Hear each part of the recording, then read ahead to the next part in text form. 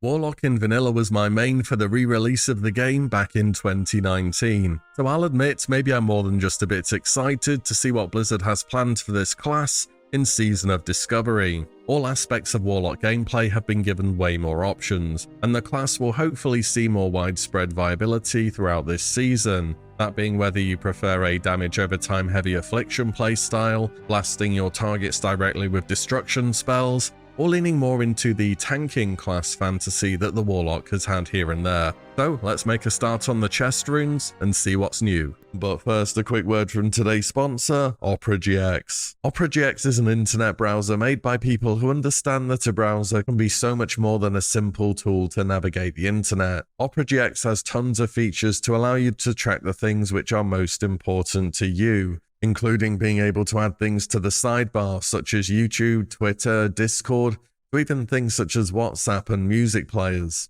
Then there is GX Mods. This allows you to customize OperaGX in so many different ways. I picked the Medieval mod. Not only does this change the theme and colors of the browser, it has dedicated wallpaper and even unique background music and sound effects when typing. And if you want some parts of a particular mod but not another, any part of it can be disabled or swapped out as you wish. And there are hundreds of mods to check out.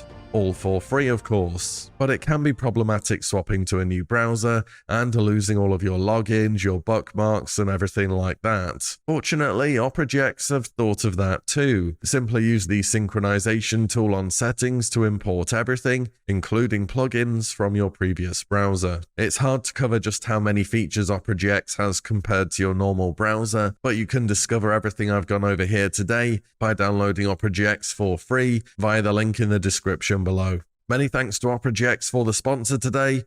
Let's get back to WoW.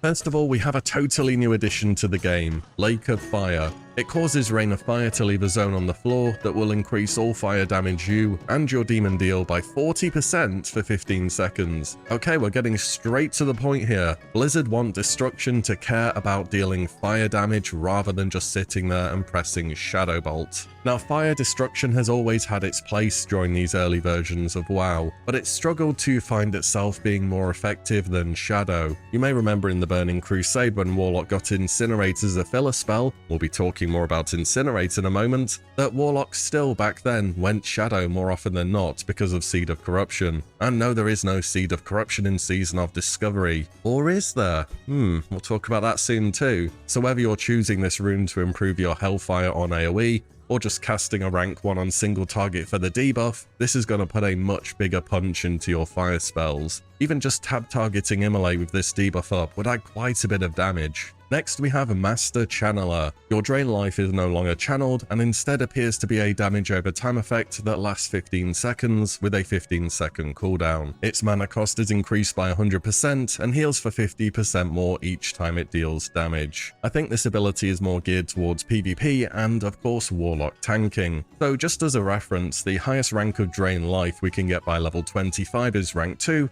which we learn at level 22. This does 17 damage a tick. Let's say we have some extra spell power from new items in the game, and that drain life is doing 20 damage per tick instead. Over a 15-second duration, assuming it's ticking once per second with Master Channeler, that's 300 damage dealt and 450 healing. That is not half bad. And the early ranks of drain life are known for being quite weak as well. With the highest rank of drain life, Master Channeler will have a base damage of just over 1000 and it will do 1500 healing, and that's pure base damage with 0 spell power. This rune is going to be crazy at higher levels. Next we have Siphon Soul. It increases the amount drained by drain life and drain soul by 6% for each of these shadow effects afflicting the target, up to a maximum of 18% bonus damage. I think the wording of shadow effects will mean any shadow debuff that's active, though it means you could apply a utility curse such as Curse of Shadows, and that's still going to contribute. Probably, that's how it reads to me.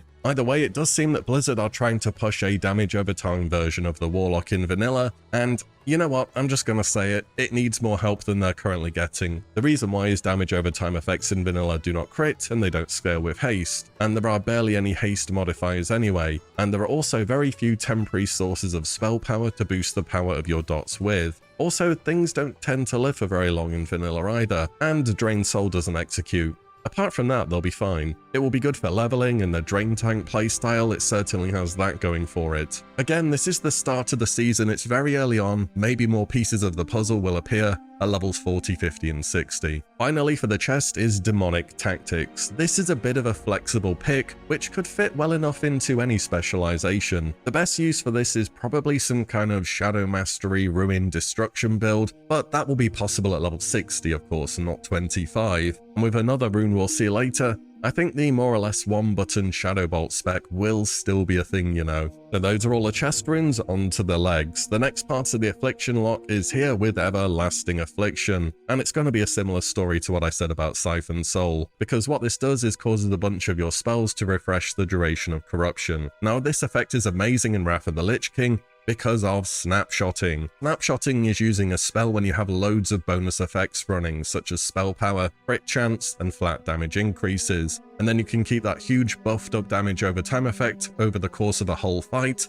and it adds a lot to your damage. These bonuses either don't exist in vanilla or are currently very rare. This rune might as well read saves you one global cooldown every 18 seconds. But again, I could be wrong, they could be adding things to fix this later, we will see. Next we have a modified version of Incinerate. Whereas the version we'll be used to is a casted fire spell that deals bonus damage to targets afflicted by Immolate, this new version instead increases all fire damage dealt by 25% for 15 seconds. And when you add on top the 40% you're already getting from Lake of Fire, that is a lot of extra damage for your fire warlocks. These spells are also going to affect all of your fire spells, so your Hellfire is going to be doing some big numbers. In fact, Hellfire might be dealing so much damage to the warlock that it's not really practical to use. Other than that, your Soulfire crits are going to be huge with all these buffs running, and I have to imagine that Incinerate is still the filler spell for fire destruction, since Searing Pain generates bonus threat, and unless tanking threat is way improved, it's just going to be too much. And there is one more big fire spell to talk about, but that's on the glove runes a little bit later. Next we have Demonic Grace, which acts as a cooldown aimed primarily at tanking warlocks. Demonic Grace increases you and your demon's chance to dodge by 30%, as well as increasing the chance to critically strike by 30%,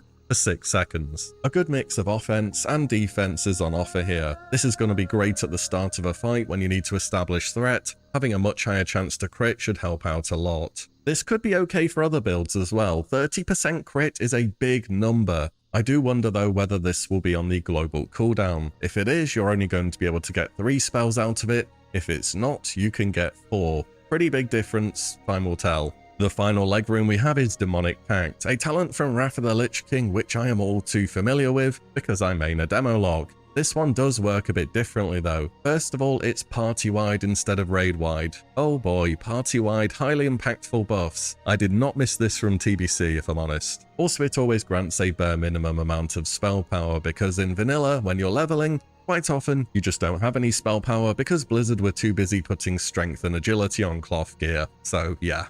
In raiding environments though, this rune is going to be very powerful and will buff casters or healers in your party by 10% of the warlock's total spell power. So roll a warlock today and get priority for caster upgrades, in other words. I don't know how I feel about this one. It's such a huge party-wide buff, it may become a bit too mandatory. At least in PvE, that is. Finally, we have the glove runes, a lot of ones to be excited about here. First up is Haunt. This is the final part of the Affliction Warlock package. I don't think 20% more dot damage on top of the other runes is enough to make it work. This will be incredible for leveling though. Straight up, warlocks don't need food or water anymore, ever. Maybe we'll see some more support for the Affliction playstyle at endgame or raiding later on, but at level 25, I don't think that's what you're going to be playing. Next is an ability which I'm probably way too excited about, Shadow Bolt Volley. How many bosses and NPCs over the years in vanilla have we seen use some kind of volley ability? And now for the first time ever, we can send a volley right back at them.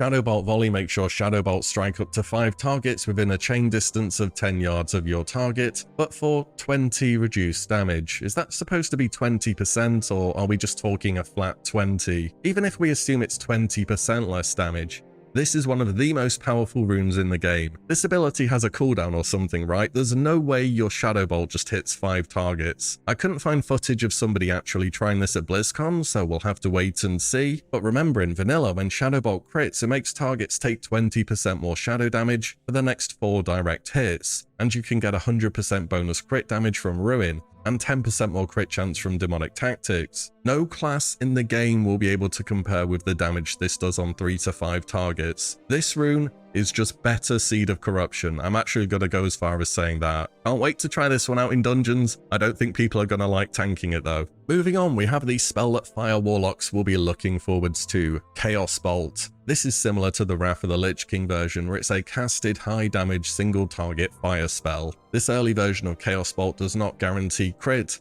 and instead cannot be resisted, which in vanilla is pretty good actually, as well as causing all fire spells to pierce absorption effects, which is more of a PvP thing but very strong at the same time. And with 40% fire damage from Lake of Fire, 25% from Incinerate, and then later by level 60 you can spec into Demonic Sacrifice for 15% more fire damage, and 10% more from Ember Storm in the Destruction Tree, and yeah.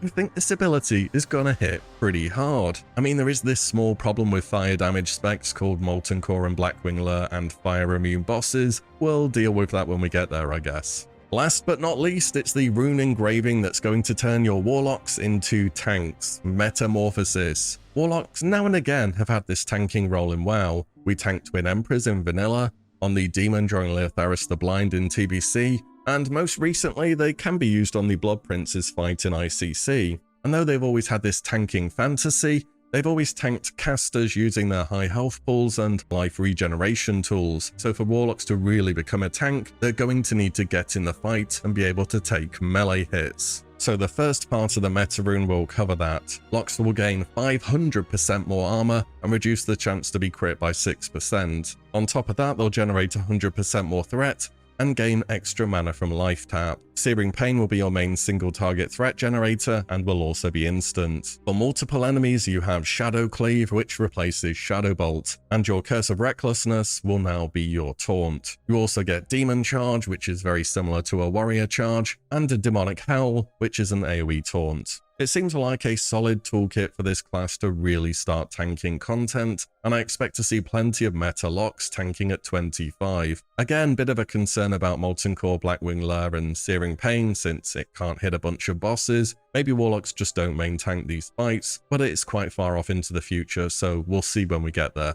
And that is everything for Warlocks, so overall thoughts at this early stage. I think there will still be a spec which is basically just pressing Shadow Bolt, but it will focus mainly on dungeon or AoE content. If Shadow Bolt Volley just straight up makes Shadow Bolt hit 5 targets with a small damage penalty, this ability will be turbo broken. I'm kind of hoping it works like that so I can try it, but we'll see soon enough, won't we? Fire Destruction looks very promising. Once we're at level cap, you will have near enough 100% bonus fire damage. If that doesn't make it somewhat viable, I don't know what will. Demonic Pact is a concern, I'm not gonna lie. Those super rigid raid groups we had in TBC were not my favorite thing, to be honest. I was happy to move away from that in Wrath. Affliction, for me, I just don't think it's gonna be a thing quite yet. Sorry if you enjoy dots, but dots suck in vanilla. They scale very poorly, meanwhile single target casted spells can crit and gain a ton of extra damage. And the Metamorphosis tank has a solid toolkit that I think is also quite well thought out for this early stage. As always, there will be new runes and content to discover as we progress later on into the season. So what we know now very much doesn't paint the full picture. Nevertheless, I enjoy the theory craft and making predictions on what will be good and what will be not so good. So let me know your thoughts on the Warlock. Is there any particular build you're looking forwards to? And am I right about Affliction, or am I sleeping on it? Let me know below. And as always, thank you all so much for watching and listening in, and I'll see you on the next one very soon.